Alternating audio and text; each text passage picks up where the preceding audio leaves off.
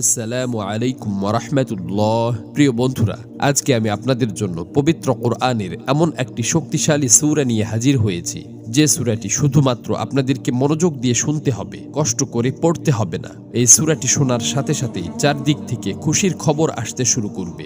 এই সূরাটি মূলত তারাই শুনবেন যারা খুবই অভাবে আছেন, কষ্টে আছেন, কোনোভাবেই যাদের মনের আশা পূরণ হচ্ছে না, যারা গরিবি দূর করতে চান, ঋণ পরিশোধ করতে চান, এবং যারা চাকরি হারিয়ে দিশেহারা হয়ে পড়েছেন, কোনোভাবেই কোনো মাধ্যম খুঁজে পাচ্ছেন না।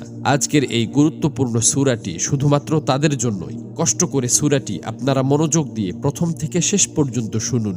ইনশাআল্লাহ এই সূরাটি শোনার উসিলায় আপনাদের সকল অভাব অনটন গায়েব থেকে দূর হয়ে যাবে, সকল ঋণ পরিশোধের ব্যবস্থা হয়ে যাবে, মনের সকল অপূর্ণ আশা আকাঙ্ক্ষাগুলো পূরণ হয়ে যাবে। আপনি যা চাইবেন সাথে সাথে তাই কবুল হবে ইনশাআল্লাহ।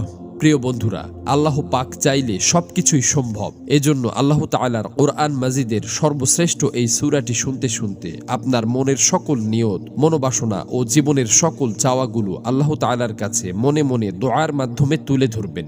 আল্লাহ চান তো মুহূর্তেই আপনার জীবনটা পরিবর্তন হয়ে যাবে।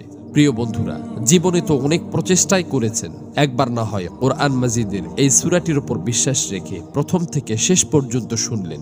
এই সূরাটি শোনার পর আপনি নিজেই বাধ্য হবেন আমার জন্য দোয়া করতে। এই সূরাটি এখন পর্যন্ত লক্ষ লক্ষ কোটি কোটি মানুষ শুনেছে এবং সকলের ভাগ্য অলৌকিকভাবে পরিবর্তন হয়ে গেছে। আমার কথা বিশ্বাস হচ্ছে না? তাহলে সূরাটি একবার শুনেই দেখুন। এই সূরাটি মূলত কোরআন মাজিদের অন্যতম গুরুত্বপূর্ণ ও পাওয়ারফুল একটি সূরা। সূরাটি এ পর্যন্ত যতজন শুনেছে ততজনের সকল নিয়ত আল্লাহ তাআলা পূরণ করে দিয়েছেন। মনের ইচ্ছা পূরণের জন্য এই সূরাটি সর্বশ্রেষ্ঠ সূরা। আমি শুধু মুখেই বলছি না, সূরাটি শোনার পর আপনারা নিজেরাই প্রমাণ দেখতে পাবেন। এজন্য কোরআন মাজিদের উপর বিশ্বাস রেখে দ্রুত সূরাটি একবার শুনে নিন। ইনশাআল্লাহ সাথে সাথেই রেজাল্ট পাবেন। মহান আল্লাহর কাছে দোয়া করি, হে আল্লাহ, যারা যে নিয়তে, যে উদ্দেশ্যে এই সূরাটি সম্পূর্ণ শুনেছে এবং শুনবে, আপনি তাদের জীবনের সকল উদ্দেশ্য এবং মনের সকল আশা আকাঙ্ক্ষা গায়েব থেকে পূরণ করে দিন। আমিন। কমেন্ট বক্সে আপনিও আমিন লিখে উন্মুক্ত দোয়ায় শরীক থাকুন, কেননা কে জানে যে কার মুখ থেকে বলা আমিন কখন কবুল হয়ে যায়। তো চলুন সূরাটি শুনে নেওয়া যাক। أعوذ بالله من الشيطان الرجيم.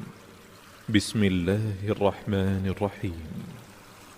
الحمد لله الذي أنزل على عبده الكتاب ولم يجعل له عوجا قيما لينذر بأسا شديدا من لدنه ويبشر المؤمنين الذين يعملون الصالحات أن لهم أجرا حسنا ماكثين فيه أبدا